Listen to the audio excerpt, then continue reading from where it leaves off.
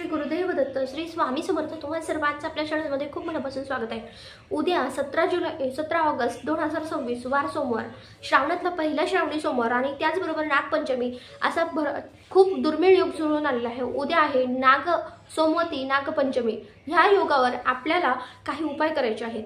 बघा, काल सर्पशांती दोष प्रत्येकाच्या कुंडलीत सांगितलेला असतो. ज्यांच्या कुंडलीत आहे त्यांनी शांती करायला सांगतात. पण आपण जर नागपंचमीच्या दिवशी, श्रावणी सोमवारच्या दिवशी हा जर उपाय केला तर अर्थातच आपल्या कुंडलीतले हा दोष तर संपेलच, पण आपल्या आयुष्यात येणारे बरेचसे काही कठीण समस्या असतात त्यांचा आपल्याला सामना करावा लागतो. आर्थिक परिस्थिती सुधारते. त्याच्यामुळे व्हिडिओ अगदी स्किप न करता शेवटपर्यंत पहा. काल सर्पदोष काय आहे तर काल सर्पदोषामुळे आपल्याला आपल्या आयुष्यामध्ये भरपूर काही कष्ट करावे लागतात, त्रास सहन करावा लागतो. विनाकारण कुठे ना कुठे आपल्याला खूप त्रास होत असतो. नोकरी मिळत नाही, घर पूर्ण होत नाही, घर बांधता येत नाही, आजूबाजूच्या लोकांचा किंवा कशाचा ना कशाचा आपल्याला त्रास होत असतो. हे आहे, आपल्याला कष्ट घ्यावे लागतात. मग तुम्ही कष्ट करताय पण तुमच्या घरात सुख शांती नाही आहे, आर्थिक परिस्थिती सुधारत नाही आहे. तुम्ही कष्ट करताय पण तुमच्याकडे काही सुधारणा नाही आहे, वर्षानुवर्ष कष्ट करताय पण काही उपयोग नाही. हे कशाचं कारण आहे का काल सर्पदोषाचं.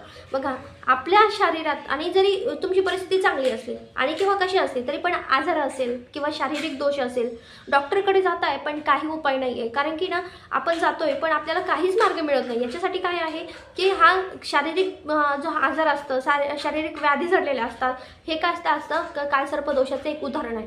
त्याचबरोबर बरेच व्यक्ती अशा असतात का त्यांना आहे ना वारंवार आहे ना झोपले का ते त्यांना 12, 1, 2, 3, 4, 5 या दरम्यान जाग येते, अचानक जाग येते, डचकून उठतात, त्यांची झोप मोडते आणि ते घाबरतात सुद्धा.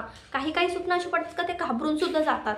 लहान मुलं पण असेल किंवा बाकीचे कोणी असेल, त्याला ह्या परिस्थितीचा सामना करावा लागतो. म्हणजे शारीरिक पण सुख नाही आहे, मानसिक पण सुख नाही आहे, आर्थिकदृष्ट्या पण सुख नाही आहे. आणि आपण झोपलो म्हणजे आपल्याला माणूस सुखाने जो झोपतो तो खरा सुखी असतो. म्हणजे बघा, त्याला जो लगेच झोपतो, ज्याला रात्रभर झोपेत कधीही उठावं लागत नाही, तो खरंच खूप म्हणजे भाग्यवान असतो. कारण की आजकाल माणसाला किती जर काही असलं तर रात्रीची झोप खूप महत्त्वाची असते, तोच खरा भाग्यवान असतो.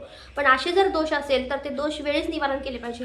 ही नागपंचमी श्रावणी सोमवारी म्हणजे श्रावणातल्या पहिल्या सोमवारी आल्यामुळे हिला सोमवती नागपंचमी म्हटलं जातं.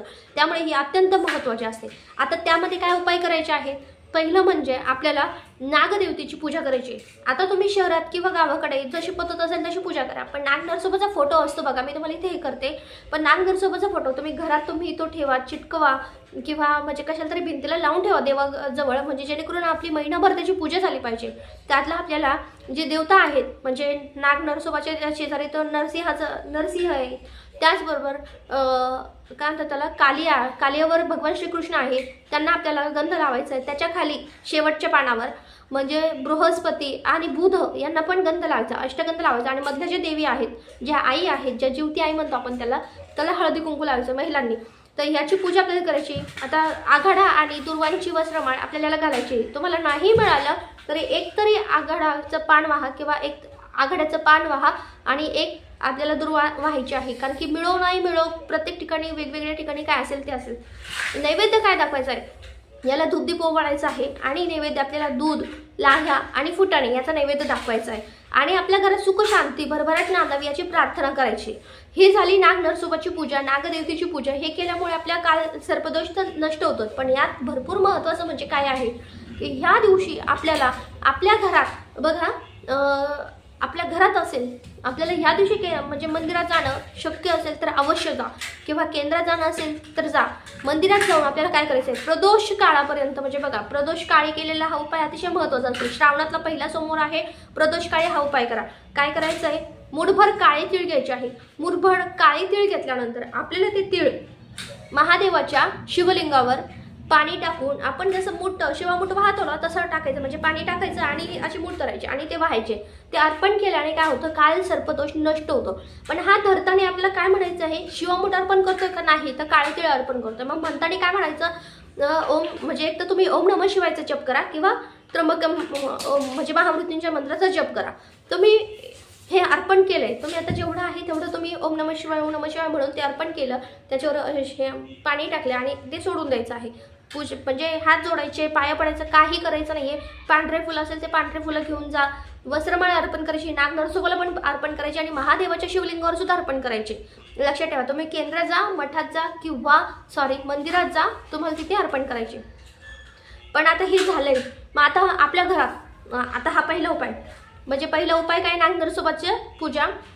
त्याचबरोबर दुसरा उपाय आपल्याला काळे तिळ अर्पण करायचे. आणि तिसरा उपाय काय आहे की आपल्या घरात एक तांब्याचा तांब्या आहे, देवाचा तांब्या, तो घ्यायचा आहे, पाणी भरून घ्यायचं आहे. आपल्या घरात 5 माणसं आहेत किंवा जेवढे आपल्या घरात माणसं आहेत त्या पद्धतीने आपल्याला 1-1 चमचा दूध, कोणतं दूध, जे तापवलेलं नसतं त्याला आपण हिरसं दूध म्हणतो, ते चमच्याने दूध त्याच्यात टाकायचं. चमचा पोह्याचा चमचा त्या चमच्याने टाकायचं. आणि म्हणजे आता 5 असेल तर 5 टाका, आमच्या घरात 3 आहे तर आम्ही 3 टाकणार.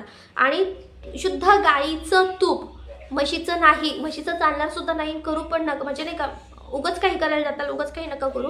शुद्ध गाईचं तूप घ्यायचं आहे आणि ते आपल्याला त्या पाण्यामध्ये टाकायचं आहे. हे सगळं टाकल्यानंतर त्याच्यात थोडेसे परत काळे तीळ टाकायचे आणि हे सगळं आपल्याला तुमच्या घराजवळ, आता हा उपाय तुम्ही, हा जो तिसरा उपाय आहे ना, तो कुठेही कधीही कोणत्याही वेळेमध्ये करू शकता तुम्ही, काही हरकत नाही. हा उपाय करताना हा उपाय तुम्ही जवळच्या शिवमंदिरात जा किंवा कुठेही जा, तुम्ही जिथे महादेवाची पूजा करणार आहात तिथे जा, तिथे अर्पण करायचं आहे. का तर हा अर्पण केल्यानंतर तिथे महादेवाला ओम नमः शिवायचा जप करायचा आहे आणि अर्पण केल्यानंतर महादेवाला प्रार्थना करायची. काय असेल तो काल सर्पदोष शांत होऊ दे, वाईट स्वप्न असेल, कामात यश मिळत नाहीये किंवा कुठलीही प्रगती होत नाहीये, तुमची भरभराट होत नाही, त्यासाठी महादेवाला प्रार्थना करायची. हा अतिशय महत्त्वाचा, खूप महत्त्वाचा उपाय आहे. बघा, ज्यांना बघा काल सर्प सांगितला जातो ना, त्यांना खरं तर काल सर्पदोष सांगितला जातो त्यांना आहे ना, आपण जिथे असतो बघा, हा दोष म्हणजे शांती सांगितली जाते. शांतीच्या वेळेस आपल्याला नागाची जोडी घ्यायला लावतात. नागाची जोडी तिथे पण देतात, ते 2 नागाची जोडी असते ती घ्यायला लावतात. मग आपल्याकडे जर आपल्या ऐपतीप्रमाणे तुमच्या इच्छेनुसार बघा चांदीची नागाची जोडी असते, ती जोडी काय करायची, आपल्याला चांदीची बनवून घ्यायची आणि आपल्याला याच्यात तुम्ही वाहत्या पाण्यामध्ये अर्पण करायचे किंवा एखाद्या शिवमंदिरामध्ये तुम्ही ती अर्पण करा. महादेवाच्या मंदिरात अर्पण केली तर अतिशय उत्तम, पाण्यात अर्पण केली तरी चालतंय, पण अर्पण करा. ह्या 3ही उपायापैकी तुम्हाला जेवढे करता येईल तेवढे करा. आणि खरं ज्यांना त्रास आहे ना ते हे उपाय करणारच, म्हणूनच सांगते की हे उपाय करा, म्हणजे जेणेकरून आपल्या कुंडलीतील राहू दोष शांत होतो, काल सर्पदोष शांत होतं आणि आपल्या शारीरिक असेल, मानसिक त्रास असेल किंवा आर्थिक त्रास असेल, सगळे दूर होतात, स्वप्न दूर होतात आणि जे कष्ट करतो आपल्याला त्याला यश मिळायला सुरुवात होते. हा उपाय अगदी करून पहा. वर्षातून फक्त हा नागपंचमीलाच उपाय करता येतो, म्हणून खूप महत्त्वाचा आहे. तेव्हा हा उपाय आपल्याला करायचा आहे. तेव्हा आता हे उपाय काय आहे समजले तुम्हाला. नक्कीच व्हिडिओ जर आवडला असेल तर जास्तीत जास्त लाईक करा, शेअर करा जास्तीत जास्त, आणि आपल्या व्हिडिओला नवीन असेल तर नक्की सबस्क्राईब करायला मात्र अजिबात विसरू नका. झालेली सेवा स्वामींच्या चरणी रुजू करताना व्हिडिओ येतच नव्हते. श्री स्वामी समर्थ.